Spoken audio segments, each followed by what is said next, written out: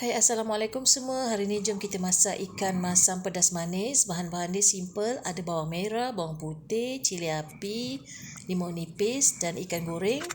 Dah boleh masak. Okey, seperti biasa bersihkan, kupas-kupas bawang dan cuci semua bahan-bahan. Cili api ni rici-rici saja. Bawang putih kita ketuk dan cincang-cincang. Bawang merah pula belah dua dan rici halus-halus. Kemudian belah-belahkan limau nipis. Dengan resepi ni dia mudah aja. Kalau ada ikan goreng lebih-lebih malam tadi, kita dah boleh gunakan dah. Okey, kita goreng semua bahan-bahan potong kita, bawang merah, bawang putih dan cili api. Kita goreng garing-garing.